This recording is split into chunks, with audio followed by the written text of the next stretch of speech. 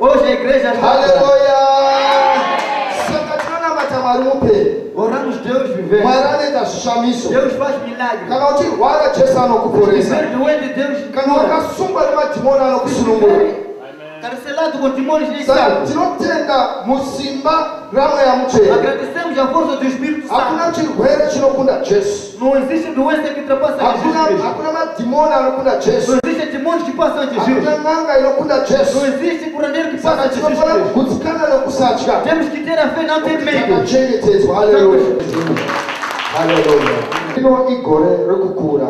Este é o ano mais grande.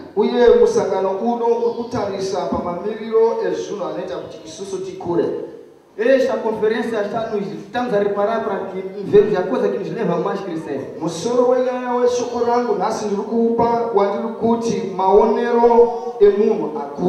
O cabeçalho da palavra está a dizer o verso crescer mais velho. Aleluia. Mundo akura munamware ane maonero akasia na mundo asina kukura munamware. A pessoa que cresce em Deus tem diferença com quem cresce na sociedade. Mas vivere é mundo akura munamware ne mundo asina kukura munamware jakasiana. O conhecimento da pessoa que cresce em Deus e a quem cresce na sociedade é diferente. Zvinozonetsa kuita chimwe chinhu kana muri vatombose muenzaniso kana vanhu vari vaviri kumwe achiziva chimwe mwasingazivi. Custa-nos tanto sendo duas pessoas, uma pessoa saber uma outra coisa, outra pessoa não saber nada.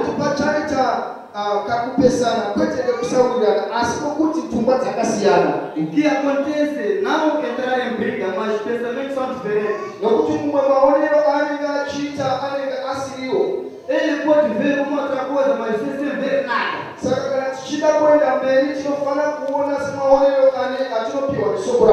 queremos ir mais avante, temos que ver da maneira que a palavra nos dê.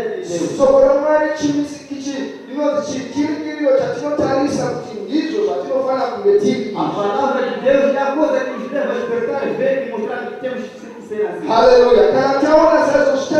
Se nós vemos isso, nos ajuda a ir mais avante. Ninguém que fica atrás, que todos estamos a ver o que está em frente. Aleluia! Assim como tinha patinoda kuti tizedade patiri tinemabhara tinoda kuti tivhure kuna 2 Peter chapter 3 verse 15 to 18 tizobata pane musoro wedu wenyaya. Segundo para dizer, vamos ver no Peter Pedro wechipiri chapter 3 verse 15. Segundo Pedro no 15, 18. Aleluia. Tiverengerwe nechishona. Pode proceder em Shona. 15.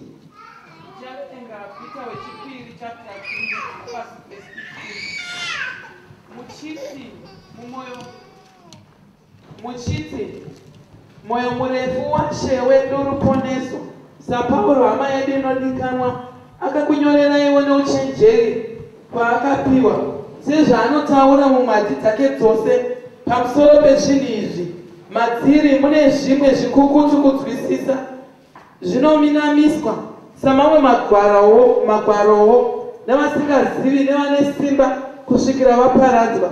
Naizvozvo inovadikanwa zvamunoziva zvinhu izvi zvisati zvaitwa, chenjerai kuti murege kurashwa nokutsauka kwakashata muwe pakuziva kwenyu, asi kurai panyasha napakuziva Ishe wedu muponesi Jesu Kristu. Ngave nekubwinya zvino nekusingaperi. Amen. Aleluia. Tinoda kuti pataverenga kuti maidu estamos a ver a palavra procedentes aqui. Paulo ainyorisiwa, Peter ainyorera kuvatendi. Pedro escreveu para os crentes. Achitsanangura kuti pane zvimwe zvaifana kuzikanwa. Falava segundo outras coisas que podia se saber. Zvimwe zvaifana kuti zvitaurwe nezvazvo. Outras coisas que era preciso falar. Zvimwe zvaigona kutadza kunzwisika.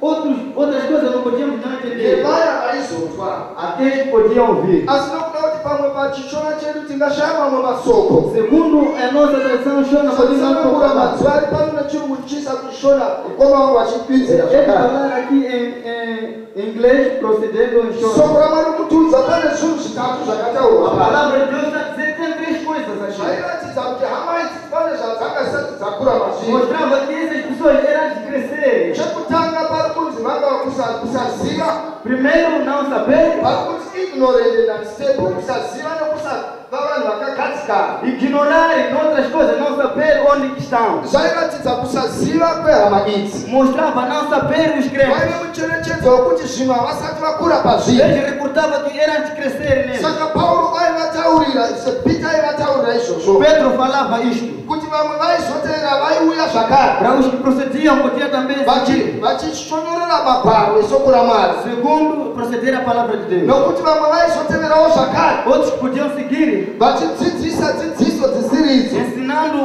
os ensinos que não são ensinos. Izvi zvaibatsira vatendi ava Ajudava esses kuti crentes vazive kuti kana vachinge vasina kukura para saber que era antes de crescer. vaizoenda pamusungwa kwehama idzi Podiam ser amarrados nesses irmãos, dzokuvakanganisa kubva pasoko raMwari. atrapalhados na palavra de Deus. Asi Paulo anoti kurai munyasha O Pedro disse: crescem, nomukuziva Jesu Kristu wedu. conhecendo Haleluya. Jesus Cristo. Saka kurudziro yakakosha ndeyekuti tikure mukuziva A Jesu nossa Kristu. informação, muito mais é crescer em Kana Deus. takura mukuziva Jesu Kristu, Crescer sabendo Jesus Cristo. tinotanga kunzwisisa magwaro eshoko raMwari. Vamos entender as palavras de Deus. Hatizovi vanhu vasingazivi, Não vamos ser pessoas sem conhecimento. hatizovi vanhu vasina kugadzikana, Não vamos ter os paradigmas. nokuti tinenge takakura musoko raMwari. Vamos crescer na palavra de Deus. Kana pakauya dzidziso Se yakaipa, aparecer o ensino mau, nokuti ndiri mushoko raMwari, eu estou na palavra de Deus. ndakakura mukuziva Jesu Kristu, Cresci conhecendo Jesus Cristo. ndinokwanisa kupatsanura chokwadi nemanyepo. Consigo dividir o mal e o bom. Kana ndakura muna Jesu Kristu, Crescendo em Jesus Cristo. ndakurawo musoko rake. A palavra também Nosoko cresceu. raMwari rinotudza A palavra nos diz. kuti shoko iro rakanga riri kuna Mwari, Esta palavra sempre shoko Deus. iro rakanga riri Mwari. Esta palavra era Deus. John chapter 1 verse 14 João, versículo 1, diz. ndotudza kuti shoko iro rakazouya rikagara pakati pedu rakavanyama. Esta palavra apareceu sentou em nós. zvichireva kuti kana ndaziva Jesu Se Kristu, eu conhecer Jesus Cristo, ndazivawo neshoko rake, conheci a palavra, saka handizogoni kukanganiswa. não vou conseguir me Hapana atrapalhar. chinhu chinogona Tem kuzondivhiringa. uma coisa que vai me Saka atrapalhar. waine micherechedzo, Isto era recordar, wairatidza kukura. mostrar o Kana crescer. kuti zvinhu zvinotiratidza kukura, Coisas que nos mostram crescer. zwisisa soko raMwari kunoratidza Entendam a kukura. palavra de Deus é crescer. Haleluya. Uye kugona kunzwisisa Conseguir dzidziso yakanaka o ensino bom kunoratidza kukura. mostra crescer. Saka matarisiro A esperança atinofana kuita musoko raMwari podemos ter na palavra de anofana Deus. kumiswa nokuda kwesoko raMwari. Tem que mandar parar com a palavra. sekutaurira zvimwe zvandakazarurwa nesoko raMwari. Tem que falar outra coisa que está dentro. Munoziva here chikonzero Mwari vachitiporesa kana Saiba por que tirwara? que Deus nos cura. Inyaya yekuti vanoda kuratidza simba ravo. É para mostrar o poder. Asi kana tikatanga kukura zvakasimba muna Mwari, Nós crescer antes com a força de Deus. tinotanga kutaura ndingati pachirungu kuklema kuporeswa kwedu kana kutaura kuporeswa kwedu tisati tarwara. Falar a nossa salvação antes de adoecer. Tikaverenga shoko raMwari kuna Exodus chapter 15 Nós verse proceder a 26, palavra de Deus, Êxodo. tinogona zvedu kuzoiverenga tamberi. Vamos ler. Asi regai ndimbodudzira zviripo. Deixa que eu falo o que temos aqui. Mukaverenga munonzwa Mwari vachitaura. Procedendo, ouçam o Kana Deus falar. ukateerera inzwi rangu zviro kwazvo, Proceder a minha voz, ukaita zvose zvandakarayira, fazendo tudo meus mandamentos. ukapa nzeve yako kumurayiro yangu, Dar seu ouvido, nokutevera zvose zvandakataura, ouvir tudo que eu falei. handizoisi zvirwere izvi pamusoro pako, Não vou deixar essas doenças, zvirwere zvandakaisa pamusoro pavana veIjipita, doenças que eu deixei em cima de nokuti Jesus. ndini Mwari muporesi wako. Eu sou Deus verdadeiro. Ndo zvainotaura soko É a irori. palavra que diz. Muri kunzwa soko raMwari zvari kutaura. Não ouvir a palavra que está dizendo. Kwenguva yakareba tinotaura titi Jehovha Rafa, Muito tempo nós digamos Jeová Rafa. nokuti ndiye muporesi wedu. Ele é que é o Salvador. Asi tine mutaura kana tichinge taporeswa. Falamos quando somos salvos. Asi Mwari pandainzvera shoko rino, Deus, onde eu esquinei esta semana, ndakashamiswa nechokwadi chakadai. eu senti-me orgulhoso Mwari disso. vachitaura kuti kana isu tikateerera soko raMwari, Nós proceder a palavra, tikaita zvose zvinotaura soko raMwari, fazendo tudo o que quer a Mwari palavra. haaisi zvirwere pamusoro pedu. Deus não deixa cair doença. Haleluya. Saka patinoti Jehovha Rafa, Deus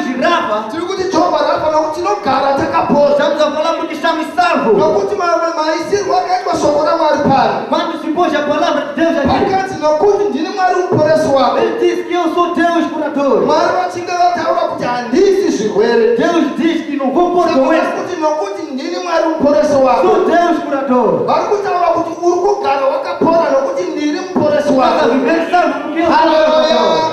Handisi kana muri kunzwa zvandiri Não sei se kutaura. estão ouvindo o que eu estou a dizer. Nokuti Jehovha Rafa Deus Rafa ari kutaura kuti ini ndiri muporesi wako. está a dizer que eu sou o Salvador. Gara wakapora. Esteja curado. Saka kuona kwamunhu akura muna Mwari. Ver o crescer em Deus. Kunyange tichitenda kuti vanhu vanofanira kuporeswa. Nós temos que crer que as pessoas Kana vão uchirwara unofanira kunamatirwa Se upore. estiver doente tem que ser orado para salvar. Vafundisi vakazodzerwa izvozvo. Os pastores vieram para isso. Asi tiri kuda kuti ukure Estamos para que cresça. kuti zvirwere zvisati zvauya. As doenças antes de aparecer. Uzive kuti Jehovha ndiye muporesi wako. Sabendo que Jeová é o Nokuti Salvador. ndinogara ndakapora. Eu Haleluya. sempre salvo. Saka ndinofokasa pautano hwakanaka. E eu sempre dou boa informação. Kukura kunotarisa muutano hwakanaka. Crescer com uma boa saúde. Tingati divine health. Temos que diferenciar isto. Pane kutarisa manifestation yehealing kana kuti kuporeswa kwacho. Como somos salvos. Haleluya. Handisi kana muri kundinzwa. Não sei se estão Kuti ouvindo. kukura kwedu pana Mwari Crescer em Deus. kunotibatsira ndiri kutaura izvi zvakadai. Por que estou a falar nisto? Ndizvo zvinhu zvatadzisa vanhu kukura. São as coisas que fazem as pessoas não crescerem. Porque Hatigoni kuziva kuti Mwari vanoda kuti ugare uri mutano. não soubemos saber que Deus deixa Uye que vanoda você kuti seja doente. uzive kuti ndiye Mwari muporesi wako iwe usati Você warwara. tem que saber que Deus é Salvador antes de adoecer. Kuti ugorega kungoti Jehovha ndiye muporesi wangu wamborwara. Para não só estar a cantar que Deus Tenda Salvador. kunamata. Tem que crer. Ndichitenda Mwari nokuporeswa kwangu. Agradeço a Deus por Saka salvação. ndizotsvagi vanoporesa n'anga dzinoporesa. Não vou procurar os curandeiros que nos curam. Handizotsvagi vaprofita vanoporesa. Não vou procurar os profetas que curam. Handizotsvagi vane mazango vanoporesa. Não vou procurar pessoas que Nokuti conhecem. ndinoziva kuti Mwari ndiye muporesi wangu. E sei que Deus é o Salvador. Asi pano pane sumbunulo Aqui tem o poder inoita kuti iwe ugare uri muutano para ihwohwo. você estar nesta vida. Wekuti kana ukateerera shoko raMwari. Você proceder à palavra. Saka chikonzero chimwe.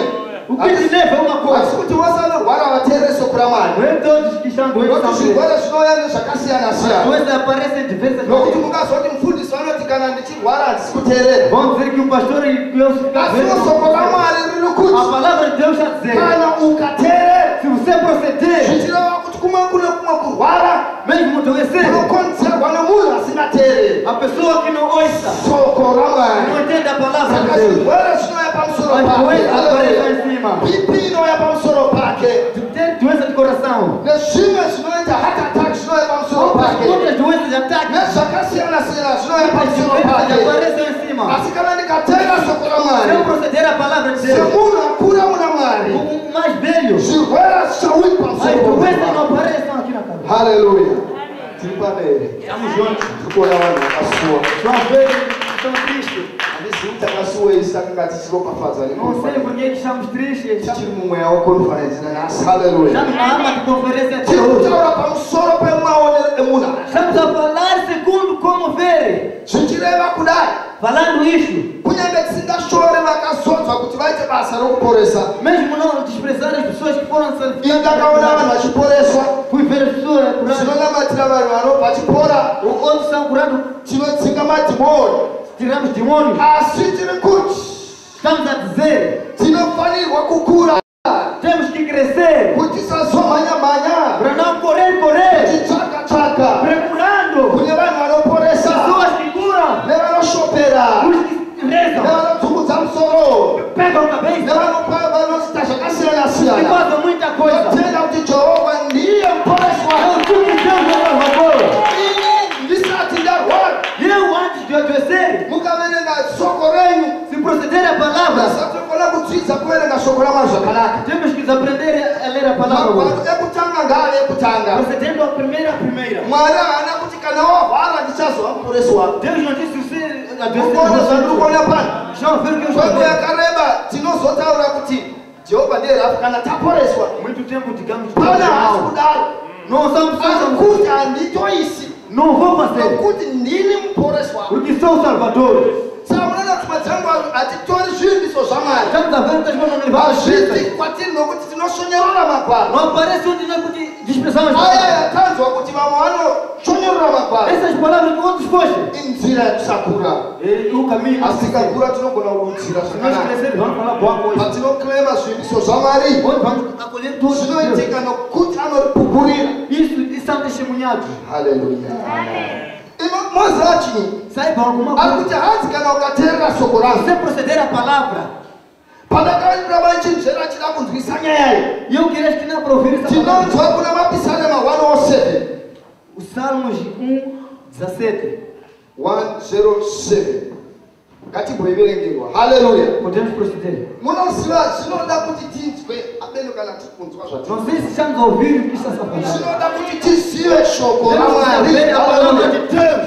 zvimwe zvinhu hazviitiki nokuti hatina shoko raMwari. Outras coisas não acontecem porque não ini temos a ndiri palavra de Deus. kuimbisisa ndiri kutsimbirira nyaya yekuti kure mushoko Eu raMwari. estou forte para crescer em palavra de Deus. Takavazotembwa mukuziva shoko raMwari. Eu sempre estou na palavra de Deus. We'll be a strong church. Tinova vakasimba muna Mwari. As Haleluya. pessoas fortes em Deus Tiverengerwa shoko raMwari. podem proceder à leitura. 20. Mapisalema 107 verse 20. Unotuma shoko lake ndokuvaporesa nokuvarwira pakuparadzwa kwavo. Amen. Haleluya. Amen. Toda kuti munzwisise nyaya iyi. Quero que oiva bem essa palavra. Asi unotuma shoko rake ndokuvaporesa. Manda a palavra para curar-os.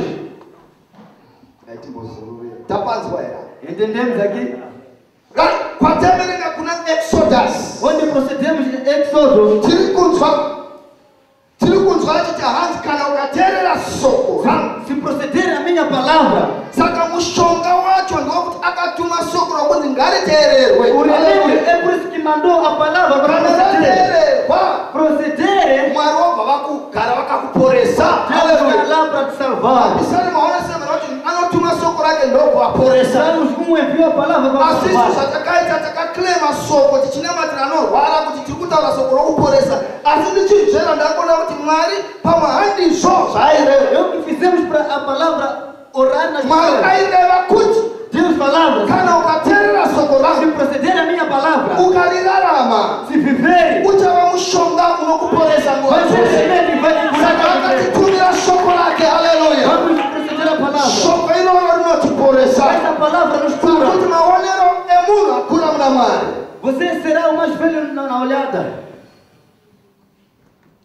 Maonero emunhu akura muna Mwari Mais velho como é que vem? anoona Mwari zvavaida kuti aite, Vê o Deus que vai fazer. kwete kumirira zvinhu zvichinge zvaitika. Não esperar o que vai se fazer. Hamusi kundinzwa zviso zvenyu zvinenge Nós estamos com muri kuzvibata. Chama pegar. Ndiri kuti tichibva pamusangano uno, Se nós sairmos desta conferência, kunyange tichitenda kuti tinopora, mesmo nós crer em salvação, kunyange tichitenda kuti tinodzikinurwa, vamos crer que isso vai Mwari passar. ari kuti Deus está dizendo, tikure munyasha nemukuziva Jesu Kristu, crescer e abençoar a Deus. nemukuziva shoko raMwari. Conhecer a palavra. Kana tava neshoko raMwari, Se termos a palavra, iro raakatuma esta que enviou, semushonga unotiporesa. como remédio que nos cura, Unotuma shoko rake ndokutiporesa. enviou a palavra para nos salvar. Saka pirizi racho kuteerera shoko. O comprimido é para Haleluya. Kana wateerera shoko unogara uri se mutano. proceder a palavra, Kana wateerera shoko unogara wakadzikinurwa. você está salvo. Kana wateerera shoko unobudirira. Vai ser rico. Kana wateerera shoko nhamo inotisa. A pobreza foge. Ei, zvandokutanisikwenu ndandikutaurira panhu panapa.